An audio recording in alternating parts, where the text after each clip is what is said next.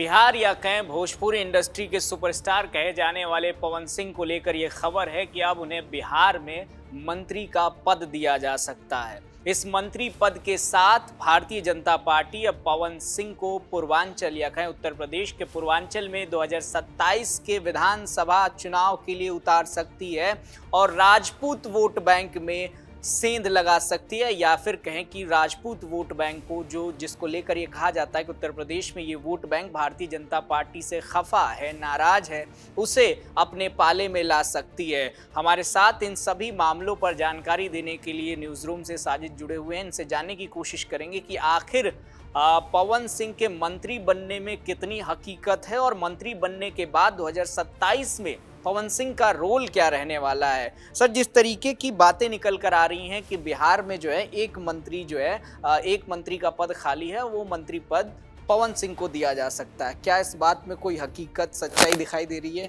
देखो, पिछले कुछ टाइम से बिहार की स्थितियां थोड़ी सी सियासी और सामाजिक दोनों उथल पुथल वाली भी रही हैं और वहाँ ये सब चीज़ें लग रहा है कि बिल्कुल कुछ ना कुछ वहाँ बदलाव होगा। पहली बात तो गुंजाइश ये है कि भाई जैसे होता है ना कि एक नियम है कि आपकी विधानसभा का 15% आपका मंत्रिमंडल रहेगा, मंत्री पद रहेगा, तो वहाँ उस हिसाब से एक सीट अभी खाली है।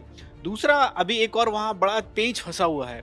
उपेंद्र कुशवाहा के जो बेटे हैं दीपक प्रकाश, उनको लेकर वहाँ बड़ा दंगल है बिहार में। वो दंगल इसलिए कि भाई ना तो वो विधायक बनकर आए हैं जीत कर कहीं से, वो एमएलसी थे पिछली बार, इस बार के एमएलसी वाले उसमें वो नहीं है, उनका लिस्ट में नाम नहीं है। जो 10 थे वो पूरे हो गए। इसका मतलब है कि नियम है कि भाई 6 महीने के अंदर अंदर आपको किसी भी एक सदन का सदस्य होना है। वो अब वो रहेंगे नहीं, तो इसका मतलब है कि उनका मंत्री पद जाना है। अब वो मंत्री पद जाने का मतलब ये है कि अब जो सीट खाली बचेगी वो यकीनन जो खबर निकल कर आ रही है, जैसे कि आप बता रहे हैं तमाम दर्शकों को, वो यही है कि हाँ, पवन सिंह का दावा वहाँ दमदार है। उसके कई रीज़न है, लेकिन उसमें बहुत अहम कारण ये है कि एक तो वो उपेंद्र कुशवाहा से पुराना मामला भी रहा है, क्योंकि हाँ, कारागार जो मामला है, जहाँ कारागार पर जो कारगुजारी जो हुई थी उस वक्त लोकसभा चुनाव में, वो इन दोनों के बीच का मामला रहा, तो वहाँ से भी चीज़ें थोड़ा सा ख़राब हुई थी। लेकिन बीजेपी कहीं ना कहीं ये चाहती है कि वो मामला सुलझ जाए और पवन सिंह से खासकर रिश्ते ठीक हो जाएं।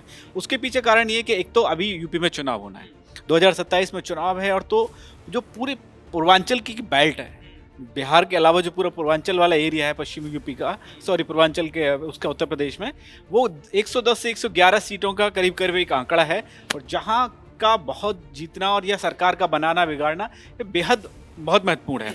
उसमें आप चाहे गोरखपुर ले लीजिए, जौनपुर ले लीजिए, बलिया, ये आसपास की जो तमाम ऐसी सीटें हैं, वहाँ कई सारी चीज़ें रहेंगी। पूर्वांचल की सीटों की हम लोग बात कर रहे थे। पूर्वांचल में लगभग 156 विधानसभा सीटें आती हैं, जिनकी 61 सीटों को लेकर कहा जाता है कि इन 61 सीटों पर ये नहीं देखा जाता है कि उन 61 सीटों पर प्रत्याशी ने कितना काम किया है, वहां पर कितना विकास हुआ है, बल्कि उन 61 सीटों पर जाति काम करती है। जाति के आधार पर वहां पर उम्मीदवारों की जीत होती रही है अब तक के इतिहास में। उसी फॉर्मूले को लेकर या कहें कि उसी एजेंडे को लेकर अब भारतीय जनता पार्टी ये कोशिश कर रही है कि पूर्वांचल का जो वो बेल्ट है, जहां पर भोजपुरी पकड़ अच्छी है, जहां पर पवन सिंह की लोकप्रियता अच्छी है, और जो राजपूत वोट बैंक है, कहा जाता है कि 7 से 8% जो है राजपूत वोट बैंक उत्तर प्रदेश में, इस वोट बैंक को कैसे अपने पाले में लाया जाए, इसकी कोशिश भारतीय जनता पार्टी कर रही है। क्या इस पवन सिंह के इस लॉन्चिंग के बाद, मंत्री पद बनाने के बाद, उत्तर प्रदेश की राह और आसान होती हुई दिखाई दे रही है भारतीय जनता पार्टी के लिए? बिल्कुल दिखाई देगी अरुण, क्योंकि देखो उसके पीछे भी वही समीकरण और वही जो आंकड़ा है वो है।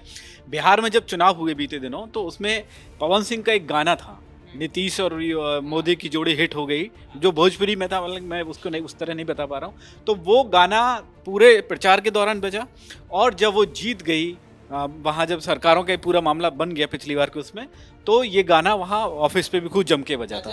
हाँ, मोदी ने गमछा, अच्छा हाँ, वो वही वाला सीन था।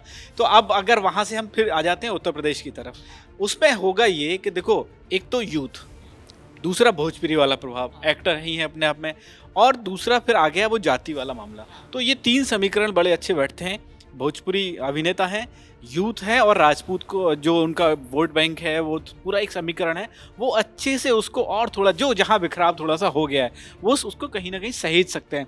उसमें एक चीज़ ये भी है कि कभी ब्रजभूषण शरण नाराज हो गए, कभी दूसरे 1-2 और विधायक इधर उधर के नाराज हो गए, तो एक मैसेज ये भी देने की कोशिश की जाएगी उत्तर प्रदेश में कि भाई और भी लोग जब आ रहे हैं तो आप लोग नाराज मत होइए, बल्कि एकजुटता का एक संदेश दीजिए। उसमें एक चीज ये भी होगी कि भाई जब वो प्रचार के लिए निकलेंगे इन तमाम सीटों पर, तो वहाँ जो भीड़ होगी, वहाँ जो एक रौला दिखाई देगा, तो वो 7-8% वाला जो वोट है वो मुझे लग रहा है कहीं ना कहीं एक तो वो छिटकेगा नहीं, एक अच्छा संदेश जाएगा। और एक प्रयोग और हो सकता है, अभी उनको मंत्री बना दिया जाए, राजपूत समाज में एक संदेश जाएगा, थोड़ा सा उनको सरकार का भी जो है एक्सपीरियंस उनको हो जाएगा, और उस एक्सपीरियंस के बाद में उनको ये हो सकता है कि कहीं ना कहीं उत्तर प्रदेश की किसी सीट से भी वो इस तरह की चीज़ें कर दी जाएं कि भाई आप जो है जो, क्योंकि देखो हुआ क्या था, बिहार से उनको बंगाल भेजा गया था ना, वो इसीलिए भेजा गया था आसनसोल के, आप अगर वहाँ से खड़े भी हो जाएंगे तो वहाँ जो उत्तर प्रदेश के या बिहार वाले जो वोटर हैं वो कहीं ना कहीं एक उसका एक अच्छा प्रभाव पड़ेगा।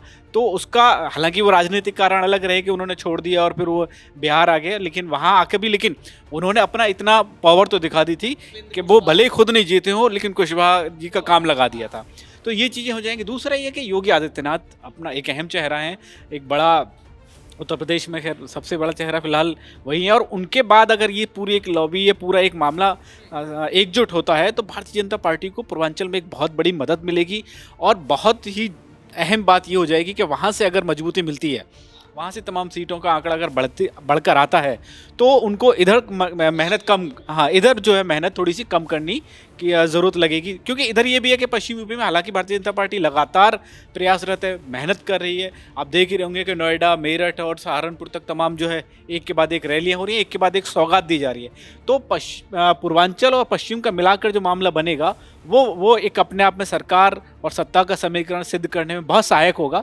अवध में खासकर उनका पहले से अपना एक मामला मजबूत है, तो ये चीज़ें बहुत अहम है और बहुत अच्छा रहेगा। क्योंकि और भारतीय जनता पार्टी यही चाहती है कि भाई ठीक है मंत्री बना दिया जाए, एक अच्छा ही रहेगा, एक संदेश बढ़िया जाएगा। और जो विपक्ष थोड़ा कहीं ना कहीं कोशिश कर रहा है कि वो 7-8% में कहीं सेंधमारी कर ले, तो उनकी कोशिश नाकामयाब हो जाएगी। बिल्कुल। और दूसरी तरफ जब हम समाजवादी पार्टी की तरफ देखते हैं तो उस खेमे में खेसारी लाल यादव मोर्चा संभाले हुए दिखाई देते हैं। इस तरफ हालांकि मनोज तिवारी आपको दिखाई देते हैं, दिनेश लाल यादव निरहुआ दिखाई देते हैं, लेकिन पवन सिंह की जो लोकप्रियता है वो बेहद खास मानी जाती है। इसके अलावा एक और फैक्टर को लेकर उत्तर प्रदेश में माना जाता है कि पवन सिंह की जो नज़दीकियाँ हैं वो चाहे ब्रजभूषण शरण सिंह से हो, धनंजय सिंह से हो, ब्रिजेश सिंह से हो, इन लोगों के बीच में ठीक ठाक है, अच्छी खासी लोकप्रियता है। तो इस बेल्ट को कैसे बांध के रखना, इस पर भी भारतीय जनता पार्टी ने पूरी तरीके से प्लानिंग कर रखी है। आने वाला वक्त बताएगा कि क्या पवन सिंह बिहार के मंत्री बनते हैं, और अगर मंत्री बनते हैं तो उनका उपयोग उत्तर प्रदेश के विधानसभा चुनाव में किस प्रकार किया जाता है। वैसे आपको क्या लगता है? अपना जवाब नीचे कमेंट सेक्शन में लिख कर बताइएगा। ऐसी तमाम खबरों के लिए देखते रहिए राष्ट्रवाणी।